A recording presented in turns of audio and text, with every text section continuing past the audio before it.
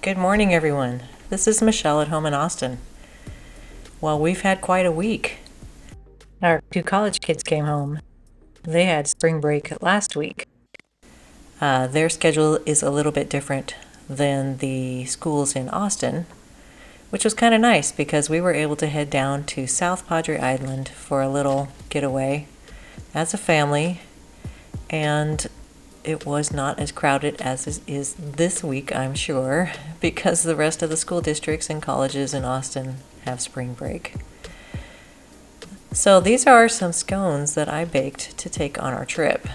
Scones are really great to travel with because they do not fall apart like a muffin would. They don't get soggy. They just stay nice and dense, and if you have a microwave, you can heat them up while you're there. And yeah, so these are Garten's Irish scones. They're a very simple one. They don't have any special flavorings, except I added vanilla bean paste. And that flavor is wonderful because it's so intense. So as usual with an Garten recipe, I'm starting with 3 sticks of butter. I usually cut that up first and have it ready to go before I start measuring all the other ingredients. And so I fluff and scoop out the flour into the mixing bowl, which seemed to be the way a lot of Ina's recipes start.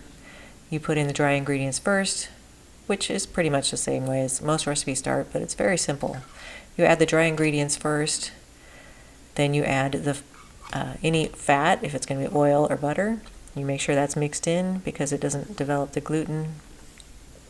Then you add in your wet ingredients, and that keeps the recipe from getting gluten texture, like chewy, like a bread. You want like muffins and scones and cookies to be either light and fluffy, or with cookies you want them to stay crispy and not hard, which when you develop the gluten, that's what makes it much tougher to chew through. So I'm adding the eggs and the other liquids into a small pitcher, and once everything is ready to go, I'll add the butter to the mixer and then slowly add in the wet ingredients.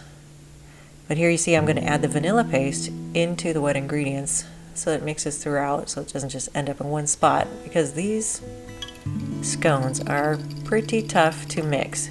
I don't think you could use a hand mixer for this.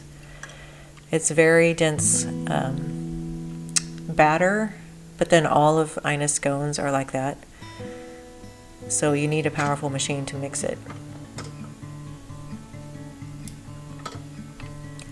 Well, we had beautiful weather down in South Padre Island. It was in the 60s in the early morning and mid-70s by the middle of the day. And it was just peaceful and relaxing. It's a very different beach than most. You drive on parts of it and you can park your truck out there and set up your camp for the day. But this one had the driveway right along the waterfront edge, and you park your truck toward the beach side. So it was different than going to like Port Aransas, where you drive out onto the beach and the road is behind you. So that was a little bit disconcerting sometimes when you have the cars going by in front of you while you're sitting by the beach, because the beach is pretty narrow. It's a long strip island, and so that was a little bit different for us. We hadn't experienced that before, but it turned out great. So I don't know if you noticed when I added the butter, I do it slowly. If you add it all at once, the flour comes flying out of the bowl. So if you do a little bit at a time, you'll have a better chance of keeping all the ingredients in the bowl. And so you can see how dense, it's not like dense as in you can't bite through it, but it's just a thick batter. So you would have to try to knead it by hand, I guess, if you didn't have a heavy-duty mixer. And Ina usually cuts her scones into circles using a 3-inch cutter. But I thought I'd give it a try and just form a giant rectangle using a pizza cutter, which makes it pretty easy. and I will form them into triangles so that it was pretty fast to cut them up and get them on a pan. In between cutting, I had to get a little flour on the wheel because it started sticking to the dough. You try not to work the dough too much when you're patting it out so it stays light and fluffy. If I were to knead it a lot, I'd end up with more bread-like texture and it would have been easier to cut through, but that's not what I'm going for here. So in South Padre Island, we mostly went out early in the morning to experience the beachfront with very little people on it. We had our little dog with us. Her name is Sadie. And she was just thrilled because when there was no one around, she had a chance to run around on the beach and then she'd come running back to us and she was just, I don't know. It's funny to see the actual joy in a dog when they are just, you know, happy to be with everyone in the family and somewhere where she's getting all the attention because we were with her all the time. Yeah, it was really, really cute. But getting back to Iona's scones, you saw me add a lot of baking powder to these scones, and that's how they get very light and tender. But they also hold their shape, like I was saying earlier. You can carry them with you on a trip. They hold up great. So I've got those in the oven for, I usually go the full amount of time, like 25 minutes. I just like to make sure that there's not any chance of like a gummy texture in the middle, that they haven't been cooked all the way through. And right there you saw me cleaning up the counter with a bench scraper. That's one of my favorite tools.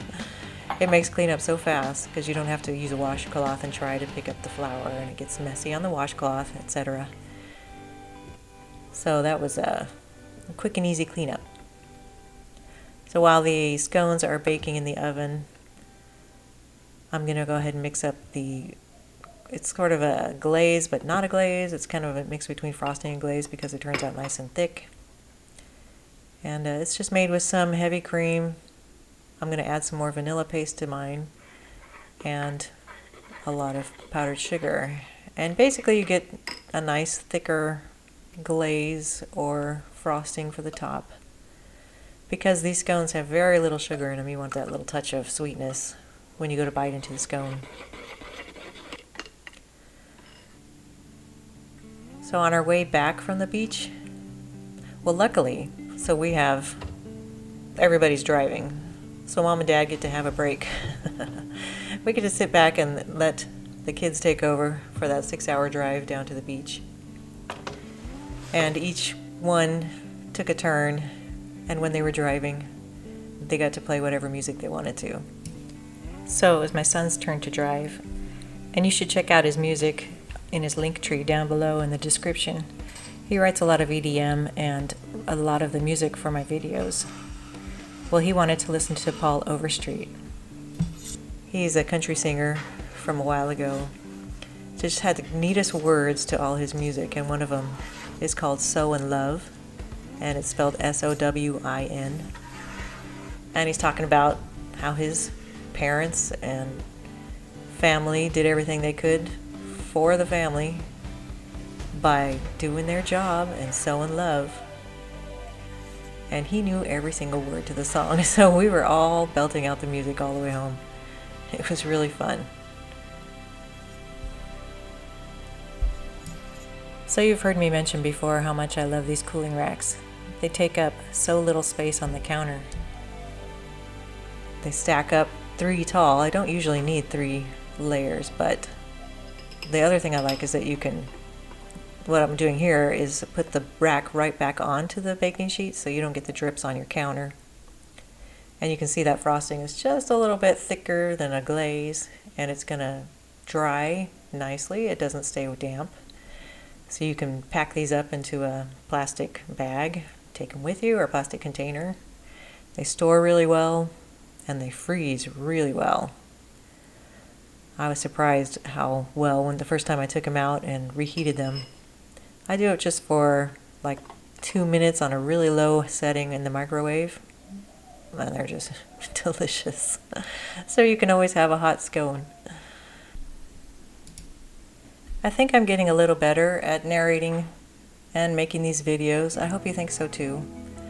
If you guys wouldn't mind subscribing and sharing this video with anyone you think would be interested, I'd appreciate it so much. But just look at these scones.